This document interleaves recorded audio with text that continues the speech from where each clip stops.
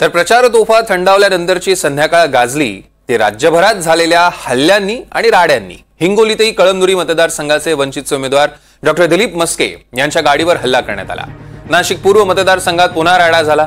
शरद पवार गटाचे उमेदवार गणेश गीते आणि भाजपचे उमेदवार राहुल ढिकले यांच्या कार्यकर्त्यांमध्ये पैसे वाटपाच्या संशयावरून हाणामारी झाली आहे। तर तिथे कल्याण पूर्व मतदारसंघातील ठाकरे गटाचे उमेदवार धनंजय बोडारे यांच्या कार्यकर्त्यांच्या गाडीवर हल्ला आणि दगडफेक करण्यात आलाय।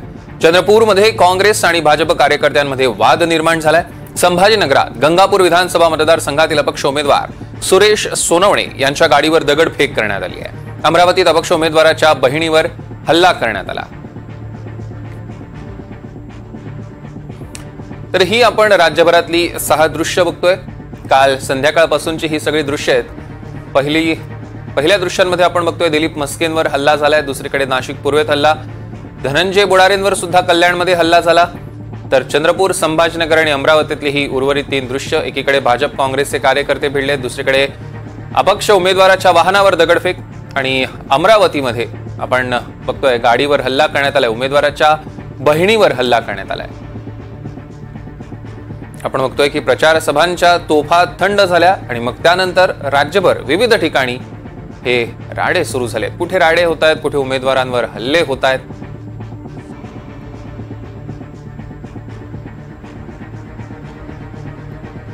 या संदर्भातले अधिकचे अपडेट्स घेऊया। राहुल कुलकर्णी आपले प्रतिनिधी आपल्यासोबत जोडले गेले। तर राहुल, काल प्रचार सभा संपल्या, तोफा थंडावल्या, मात्र त्यानंतर राज्यभरात अशा पद्धतीचे हल्ले सुरू झाले, काय वाटतंय? हे पूर्वी सर्व ग्रामपंचायतीच्या, पंचायत समितीच्या, जिल्हा परिषदांच्या निवडणुकीच्या दरम्यान बघायला मिळायचं महाराष्ट्राला। काही ठिकाणी तर अगदी खून पडण्यापर्यंतच्या घटना घडलेल्या आहेत।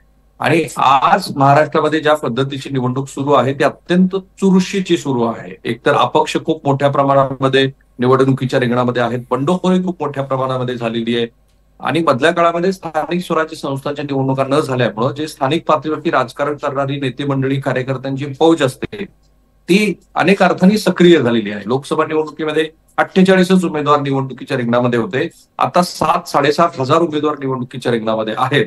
त्यामुळे साम, दाम, दंड, भेद हा जो सगळा प्रकार आपण चाणक्य नीतीमध्ये मानतो तशा पद्धतीचा प्रकार महाराष्ट्रामध्ये सुरू आहे। काही जणांना असं वाटेल की ही काही महाराष्ट्राची संस्कृती नाहीये। आता ह्याची सुरुवात कशी झाली, अगदी ठळकपणे दिसावी ती घटना घडली ती अमरावतीच्या बडनेरामध्ये, जिथे रवी राणा यांच्या प्रचाराच्या दरम्यान नवनीत राणा यांच्या प्रचार सभेदरम्यान खुर्च्या फेकाफेकीची घटना महाराष्ट्रानं बघितली। त्या स्वतःच पोलीस स्टेशनमध्ये जाऊन बसल्या आणि तिथे त्यांनी या संबंधित व्यक्तीवरती गुन्हे दाखल करा अशा पद्धतीची मागणी केली आणि त्याला एक धार्मिक संदर्भ सुद्धा देण्यात आला। आता काल महाराष्ट्र राज्याचे माजी गृहमंत्री श्री अनिल देशमुख यांच्या काटोल मतदारसंघामध्ये त्यांच्यावरती हल्ला झाला। त्यानंतर मग महाविकास आघाडीकडून आणि त्यातल्या त्यात राष्ट्रवादी काँग्रेस, शरद पवार गटाकडून अत्यंत तीव्र स्वरूपाच्या प्रतिक्रिया देण्यात आल्या।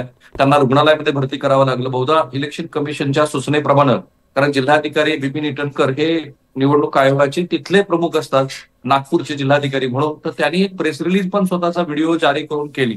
म्हणजे या घटनेचं गांभीर्य वाढू नये असा प्रयत्न प्रशासन एकीकडे करत असताना आपणच दाखवत आहोत की पैशाचा वापर, निवडणूक आयोगाने ज्या पद्धतीनं पैसे जप्त केले, मी ताब्यात घेतला असं म्हणेन, तर ते ताब्यात घेतलेले पैसे आणि या सगळ्या घटना हे महाराष्ट्र एका वेगळ्या पातळीवरती उभा आहे ते सूचित करतात। आणखी मतदान व्हायचं आहे, मतमोजणी व्हायची आहे, त्यानंतर ज्या पद्धतीचा निकाल महाराष्ट्रात येईल त्याची काय साधारण आपण मानसिक तयारी करून ठेवावी अशा पद्धतीची ही दृश्य आहे। अगदी खरंय राहुल, या संदर्भात आपण अधिक चर्चा करूच। तुर्तास धन्यवाद आपण केलेल्या सविस्तर विश्लेषणासाठी। दरम्यान आपण बघतोय की राज्यभरात हे हल्ले सुरूच आहेत।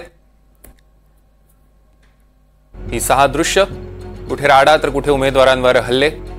एकीकडे आपण बघतोय की नागपूरमध्ये काटोलमध्ये माजी गृहमंत्री अनिल देशमुखांच्या कारवर देखील दगडफेक झाली।